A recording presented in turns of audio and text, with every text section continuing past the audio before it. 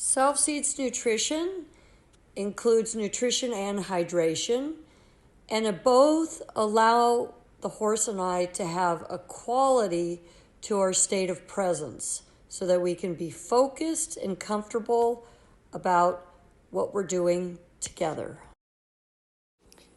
Selfseeds fitness allows for enhanced timing, feel, and alignment so that you can take action and be ready if unexpected things happen. Self-seat stillness, absolutely key place for the handler or the rider to know in themselves, because the horse relies on that inner calmness as a place of safety and connection, so that whatever you're doing or whatever chaos is going on, that the two of you can stay in harmony together because of stillness. Self-seeds emotion.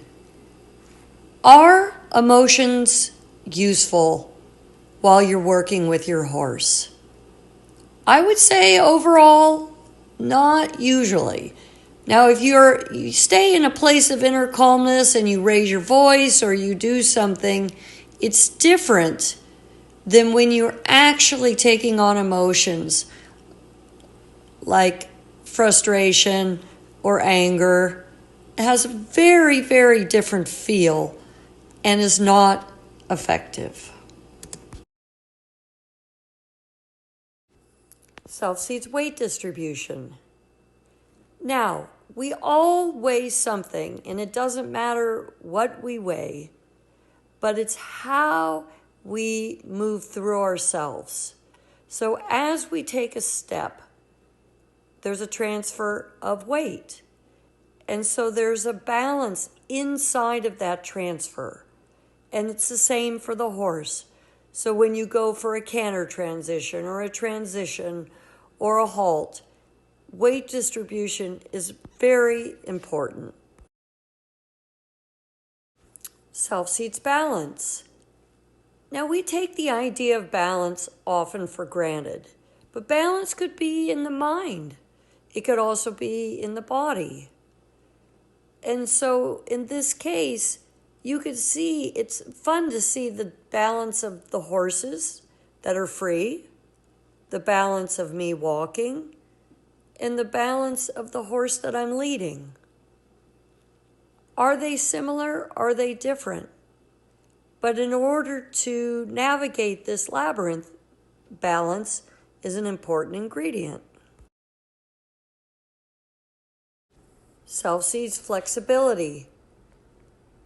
The labyrinth really exposes if you and your horse are flexible, because every time you make one of those small turns, it's addressing your flexibility. It also ties together weight distribution, balance, and flexibility. They're all important, but flexibility is really highlighted on those turns. Self-seeds rhythm. Now, rhythm is often overlooked, but it's essential when you're handling a horse or you're riding. Horses have 3 gaits, so it's understanding 3 different rhythms. When to apply aids when you're in each of the rhythms. When to ask for a transition when the horse is in the right balance inside of a rhythm. It's very important. Self-seeds integration. It is taking all of the self-seeds and creating what is happening in movement. In this case, I'm integrating reaching down and moving logs, combining it with Sweet Pea, she's integrating her emotion there with the horses, listening to me, managing her body. So integration is the combination of many variables.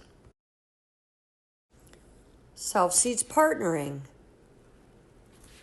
Now, partnering is one of the cornerstones to what we're always working on when we're with our horse.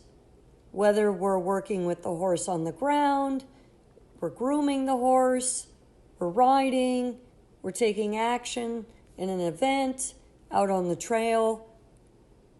Really, partnering is the rudiment of what we're always examining, trying to improve, understand with the horse. I had a chance to be the horse in ballroom dancing. As a follower, I take on what the horse is. And so I recognize in good partnering, to lead is to follow, and to follow is to lead. And it's a constant back and forth between the two to create harmony and flow in a partnership.